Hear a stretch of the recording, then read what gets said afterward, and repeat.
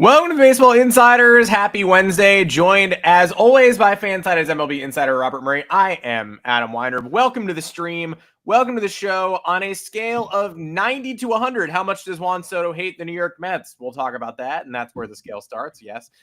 Plus, will the Phillies finally be the ones to press an emergency button we've been talking about for quite a while, or will it be the Cubs?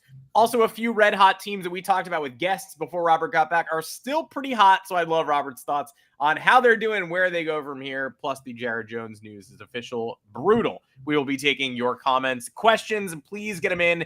In the meantime, let's say hi to Robert Murray. Robert, how you doing, dude? I am doing great. The tush push lives. It did not get banned, so I am riding that high. Got me through my workout today, so that was good. But I am ready to talk some ball. Got some stuff in the notebook that we can talk about as well, in addition to the stuff that Adam discussed. So it should be a good show, as always. I got Cooper behind me, so he might make an appearance. So we'll see about that. But Adam, good to be here. How you doing? Happy Hump Day. Happy Hump Day. Yeah, Biscuit is around, but also we took him to the vet this morning because he threw up 7 times in the hours of 7:30 to 9 a.m. So if you are a fan of dogs throwing up, this is the show for you. He hasn't done it in a while. It seems to be better now, but a brutal start to the morning. I felt like Juan Soto trying to make friends in the Mets clubhouse. Thank you for joining us. You can find us live on YouTube every Monday, Wednesday, and Friday for this stretch. 3:30 every Monday and Friday, 1 p.m. every Wednesday, and the Prospect Show with Eric Cole at noon Eastern time on Tuesdays. And the best way to learn when we're going live is turning on your notification bell, subscribing to the channel. And if you get us on your audio feed, then awesome. The audio feed goes up right after the live show. You can also join us in the Discord for heads up on special guests ahead of time, priority responses in the chat for our All-Stars, and a private Q&A with Robert Murray in the Rumor Mill channel on Thursdays at 3 p.m. Eastern. So join us there. Plenty of perks for you in the Discord and some member exclusive, all-star exclusive videos about Robert's rise through the industry. So if that's something you're curious about, which a lot of people do ask us about, that is where you can get Robert's insight. You could ask him questions. He'll respond right there. Subscribe to the Moonshot. That's our weekly baseball email newsletter, where the Fansided MLB team, including Robert Murray, break down the biggest stories in the big leagues with humor, insight, behind-the-scenes info. You can also read that and much more content on the Baseball Insiders feed on fansided.com. That is fansided.com/baseball-insiders, where you'll find Robert's written work, Eric Cole's prospect column supplements, and a whole bunch of weird stuff for me. And honestly, the feedback has been, please stop doing that. And I'm like, you know what? Maybe I will. We'll see. No, people seem to enjoy the content there, and I think you will too. All right, enough plugs. Let's get into it. And again, we see your questions. Keep getting them in there. Excited to answer as many of them as come in. And Robert's going to have stuff in his notebook that is not on the agenda that I don't even know. Surprise to me. So we'll see how far we go today. About 2+ months out from the trade deadline, needs are clarifying. One player who will not be getting traded is Juan Soto of the New York Mets. We talked about his bad weekend in the Bronx, but Hustlegate did continue at Fenway Park this week. Hit a long fly ball off the monster, a confusing wall on Monday. Didn't run out of the box because manager Carlos Mendoza said, I got to talk to him about it. Sure, pretty normal, standard controversy at this point. And then Soto said, I was hustling, actually. If you watch the video, you'll see I was hustling. And at that point, okay, I think we veered away from fan fiction territory. He will be fine, I think. Doctor's diagnosis. He's having a well above average offensive season already, so he's already fine. But it was kind of weird to see Mets fans say that him being moody was fan fiction. I believe one prominent Mets fan said that online, and most of you probably know who. And then he directly went against his manager's declaration that he needed to talking to like 24 hours later. So what degree of trouble in paradise is there right now? I would, in a scale of 1 to 10, I'd probably put this at like a 3. Yeah. I am not worried about Juan Soto at all. I wrote about it yesterday on fansided.com, and the big point that I wanted to make is like he's in a really good situation. Like he obviously, like anybody would want to be in that spot where he's got a $765 million contract. There is a lot of pressure to live up to that, and he's getting acclimated with the Mets. It's a new setting, it's a new environment. There's so many new things here, and it's going to take time. But I'm not worried about him at all.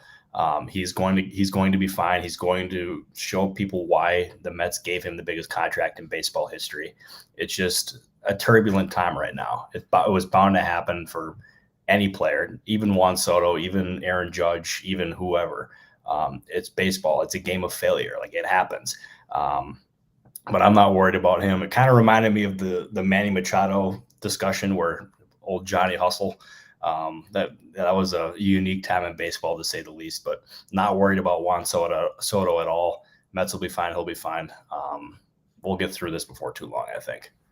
Yeah, rest assured, Mets fans, we will get through this. And by we, I mean, of course, you and me, a Yankee fan, because we are Knicks fans. So we will get through this by watching the New York Knicks, hopefully. And Juan Soto will be fine by the end of the year. And again, he's already fine. He's got like a 130 OPS plus. So you're going to lose series at Fenway sometimes. It's going to happen. Even if you remove Walker Buehler from the game, there's still ways for them to get you. Also, hang on. I want to talk about Walker Buehler getting tossed from the game here. Yeah. That was crazy. I mean, first of all, like that pitch was right down the middle. Sure was. I would absolutely be infuriated by that. And if I was him, and then Estabrook approached him at the mound, like he was instigating it. And I remember distinctly, I was in Milwaukee when Craig Counsell and Estabrook ended up going face to face, and Estabrook accused Counsell of bumping him. And it was the most pissed I've ever seen Craig Counsell. And I covered that team for 3 years, so I feel like I've seen a good amount of Craig Counsell. He's not a very good manager either, or a very good umpire. I mean, yeah, sorry. Yeah, not a very good umpire. Craig Counsell's a very good manager. And he's cocky. He's arrogant. He knows how to push these guys' buttons. And it's a shame because, I mean, you eliminated Walker Buehler from the game, put the Red Sox's pitching staff in a really tough spot, got Alex Cora tossed immediately after he was out for, I believe, one of his kids' graduations, I want to say. Yeah. Just overall, just not a good situation overall. But Estabrook needs to be better because he has a history of doing this, and people around baseball absolutely have noticed it. Yeah, and I like the Walker Buehler tweet after the game. I mean, there are a million Walker Buehler tweets after the game, but I especially like the one he directed at Francisco Lindor a little bit, because Lindor was on second base sort of celebrating, saying, throw him out, asking them to take Buehler out. And Buehler's response, I wouldn't want me out there either. Sad thing is the bullpen, all caps, is full of effing animals. Tough choice. And last night it was. The Red Sox bullpen set the Mets down pretty quietly without incident for the 6 innings after Walker Buehler was tossed. So should not have been tossed. Red Sox fans should be happy that the team stepped up in his wake. And then now the discourse is just, A, Walker Buehler is funny online. B, it's Mike Estabrook's fault. And C, what are we going to do about Mike Estabrook? And wasn't the crew chief also Laz Diaz, who is like the last person I want to show up as the crew chief in any of these incidents? Like, my goodness. Yeah, overall, just a bad situation overall. But I know Angel Hernandez would get the flack for being the worst umpire, but Estabrook, in my eyes, is not far off. It's a tough job. It's a really tough job. It's a thankless job, and people notice when you're bad way more than they notice when you're good. But it feels like Estabrook is routinely like pretty bad.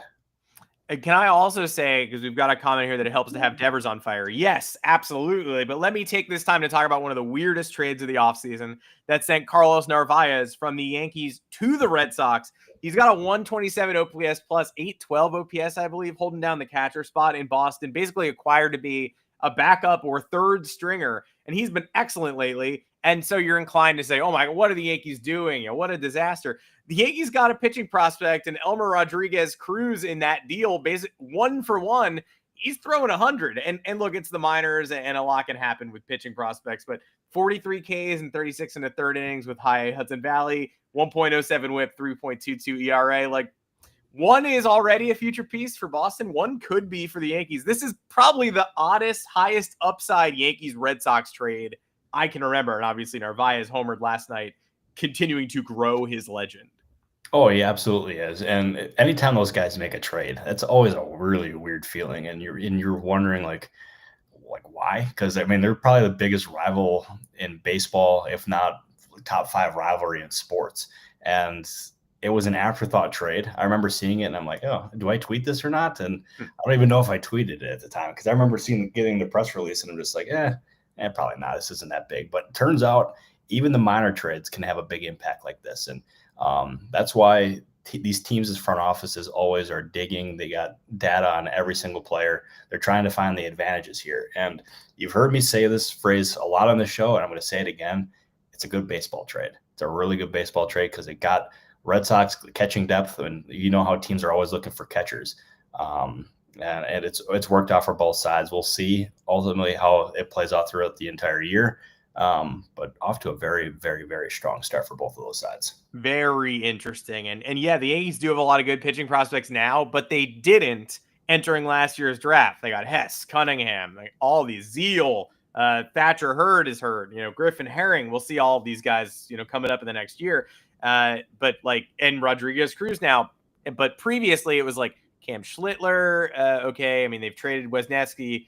They traded, Will Warren up with the big club. AAA kind of lacking at this point in time too.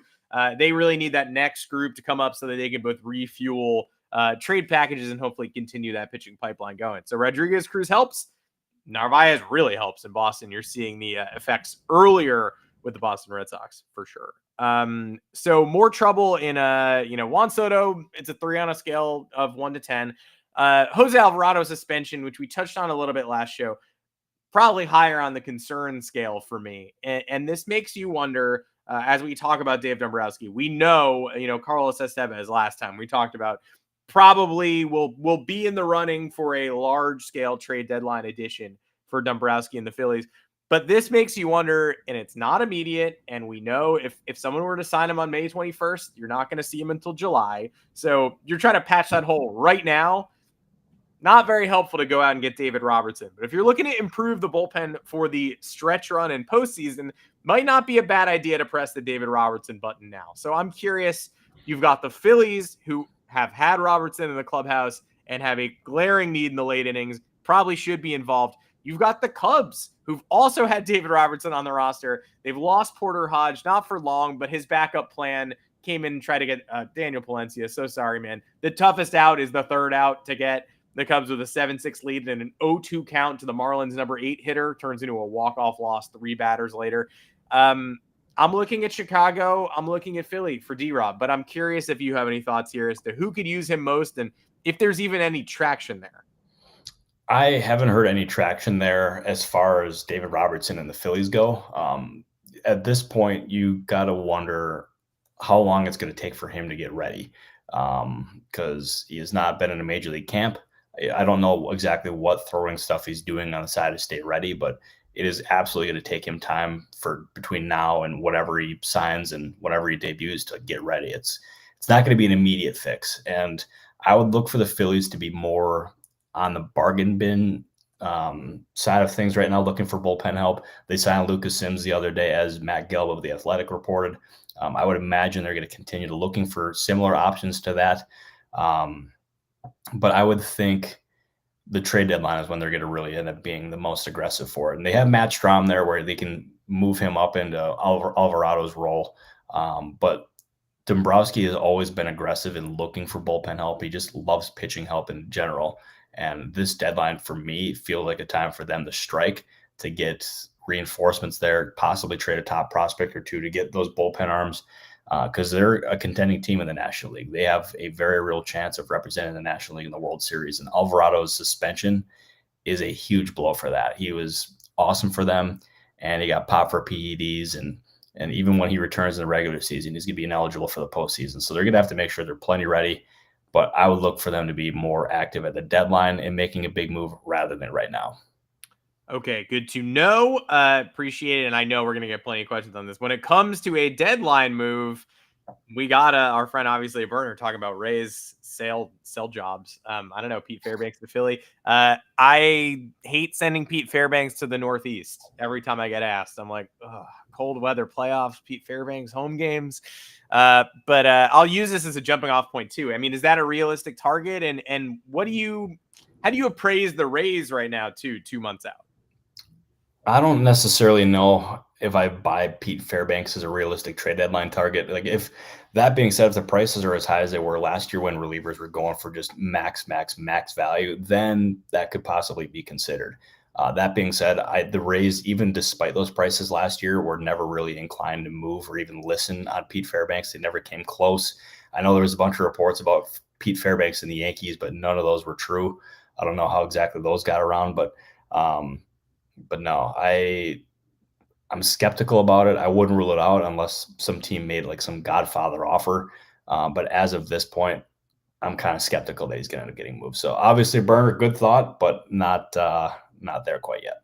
Yeah, I do think you got to look at all these Pirates guys at this point, though. Barron bringing up Dennis Santana and David Bednar. We've brought up the lefties on previous pods.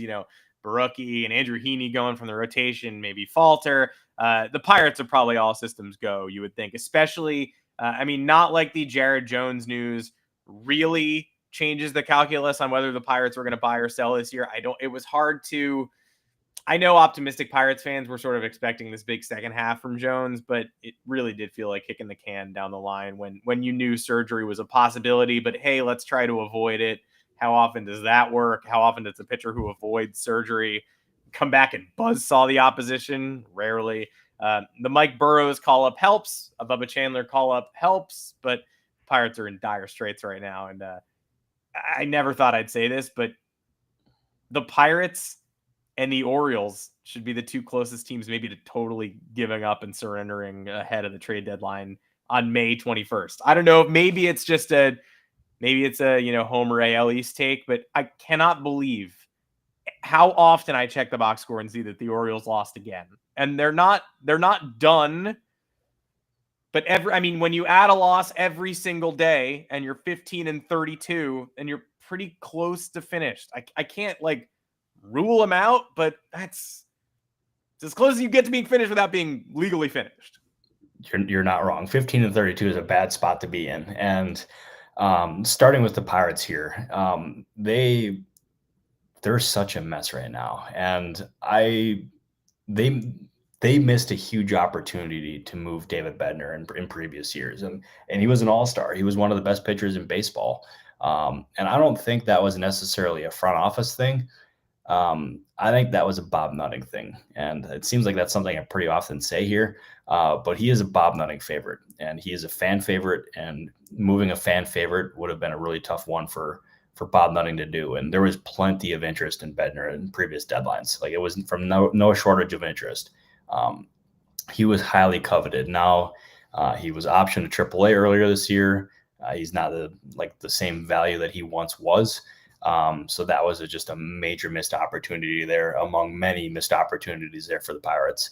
I don't want to continue to dunk on them. I do want to wish Jared Jones the best because that injury is really unfortunate for him, the Pirates organization, and just baseball fans in general, because I was really looking forward to that quartet of Skeens, Bubba Chandler, Jared Jones, and Mitch Keller. And soon enough, we'll have three or four of those. But we're going to be missing Jones for this year and however long after that. I don't know the specific surgery that he's going to have. I saw a question about that before. I think the Pirates purposely kept that pretty vague. So we'll see, but not good overall. But going to your Orioles point, Adam, the fact that we are talking about them and just being as disappointed as we are in them, this should have never happened.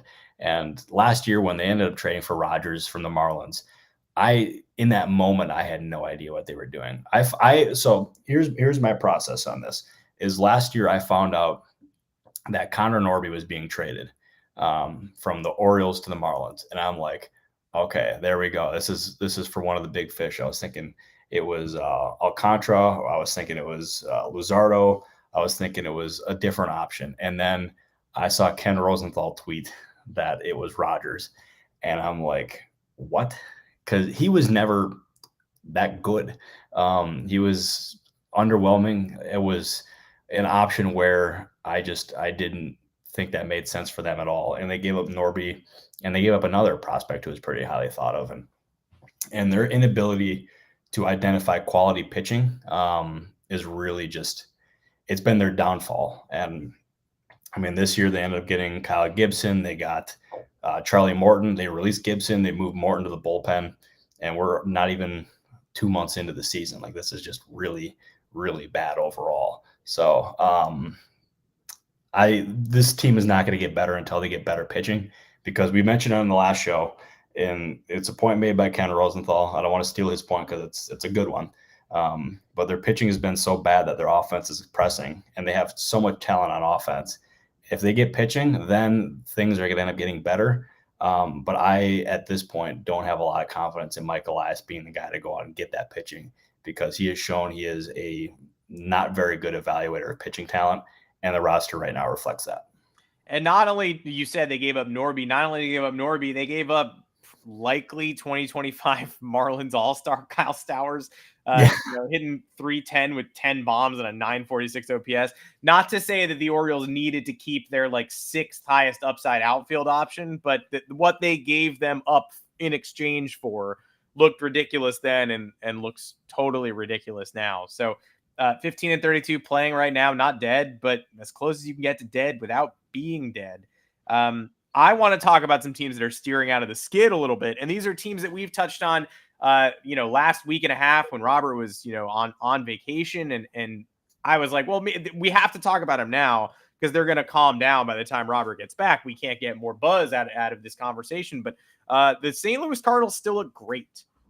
The Minnesota Twins still look pretty great. Yeah. And so those are two teams, and I want to touch on the Braves as well, because early in the season you were confident they would steady the ship. They still are rougher on the road than you'd want them to be if you're a Braves fan. There's certainly, if you're a Braves fan, you're not whooping and hooting and hollering for being 500 and third in the NL East, but they're involved in the playoff mix after nearly playing themselves out of it earlier in the season. The Cardinals are firmly in the NL Central, and the Twins are firmly in the AL Central, which might be the best division in baseball. Stole the AL East's powers with a whole bunch of dumpy teams at the back end. Thoughts on, let's go Cardinals first, just because if you're asking me, I think this year's Cardinals have the highest chance of making the postseason and maybe even advancing a round of any of those three teams. Let me think. I'm not a believer in the Twins. Because I think they're going to end up coming back down to earth. But I'm deciding right now between the Cardinals and the Braves. I can see your argument for the Cardinals, because what wins in postseason or just a late season in general? Pitching. And their pitching has been what's carried them throughout this time of the year. And we've also seen like Mason Wynn he's really emerged for them. So to me, I can see why you're choosing them. I still am not really sure what I think of Ali Marmol as the manager there, but I can see why you're choosing them. I'm gonna stick with the Braves. I'm going with the Braves as being the more likely team that comes out of it and ends up bouncing back. They're still they're 24 and 24. They're 6 games back in that division. They're gonna get Ronald Acuna back at some point. They just got Spencer Strider back as well.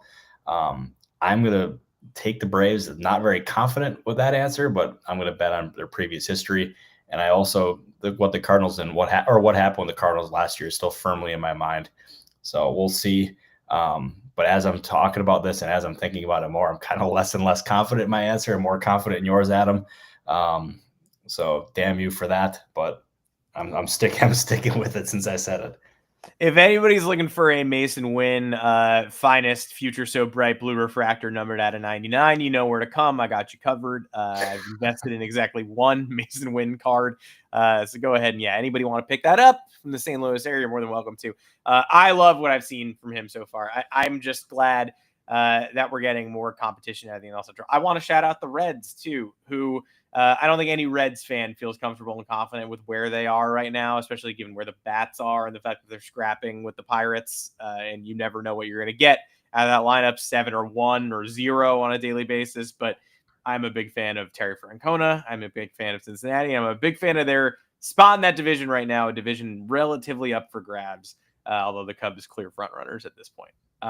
You were pretty big on the Reds train to start the season too. You were big into Terry Francona. That was a good shot by you. And I mean, it started off a little bit slow, but the fact that they're only 4.5 games back in that division, and I mean, we still got 112 games to go.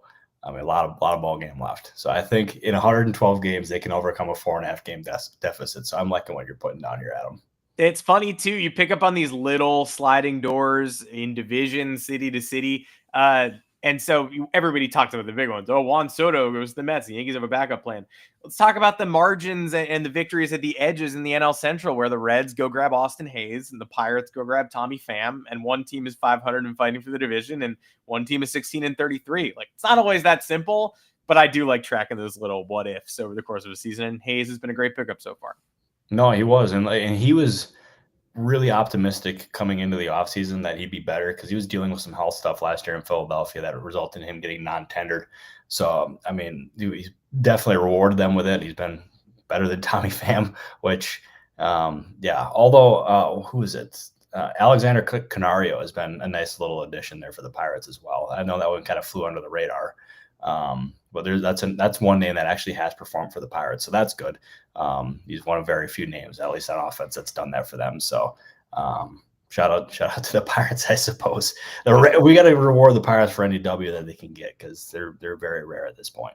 It is true, and that is one of them. And we've got some. I know our Pirates fans are watching Canario closely. All right, anything in the notebook that we haven't covered? You teased earlier. You had some stuff that you wanted to talk about. What do you got for me?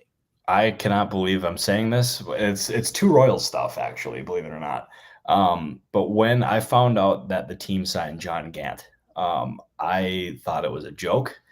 But he is a player that people who saw him for the Long Island Ducks were really optimistic and impressed with what they saw. And as soon as the news broke, I had someone text me saying that he is going to make an impact at the major league level this season for them. So we'll see. He hasn't pitched in the majors in 3 years, but there are people who are really impressed by what he's done there. And the other one actually revolves around Rich Hill. So he faced 12 batters in his debut for, what was it?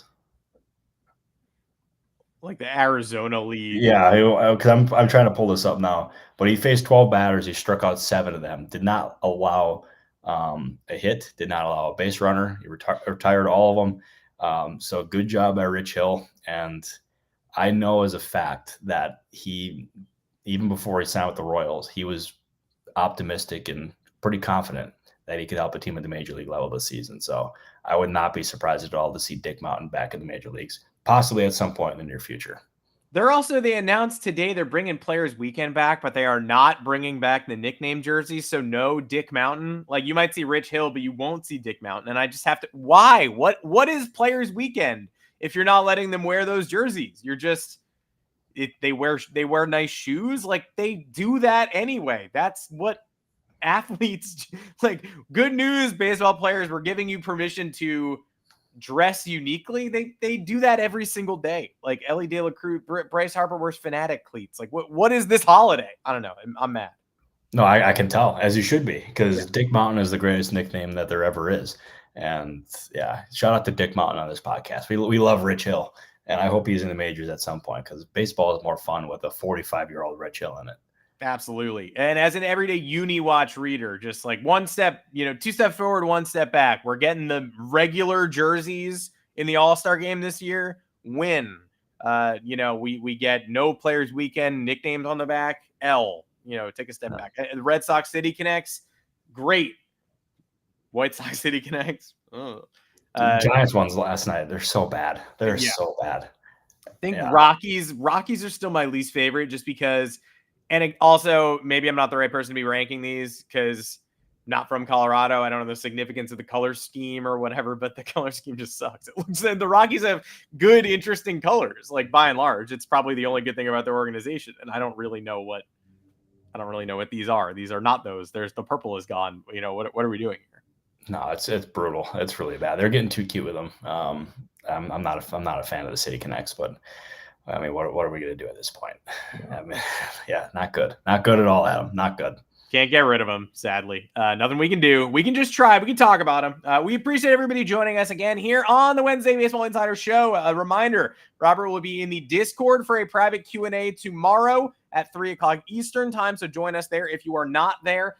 Subscribe to the Moonshot and read that and more on the Baseball Insiders feed on fansided.com. That's fansided.com/baseball-insiders. We will be back on this show on this stream at 3:30 Eastern time again on Friday. Get your questions in ahead of time in the All-Star channel if you got them. Otherwise, we will prioritize All-Stars in the chat. We see you and we appreciate everybody weighing in today to help us out and make the show even better than it was before you got here. Robert Murray, thank you again, dude. Another good one.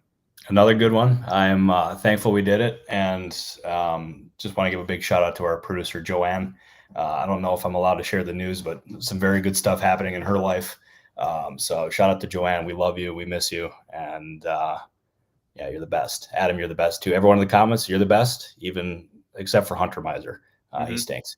I know that he wasn't in the stream today, so he extra stinks today. No, yeah. Smell better in here. Smell better in here. No, actually, that's false. I steam room before the podcast today, and I am pretty stinky. I am not going to lie. So, but I appreciate you, Adam, and let's do it again on Friday. What do you think? Appreciate you, Robert. Let's do it. You can set your watch to it. 3:30 Eastern time. Come join us here. We'll be talking ball at the end of the week. Until then, take care, everybody. Thank you, everybody.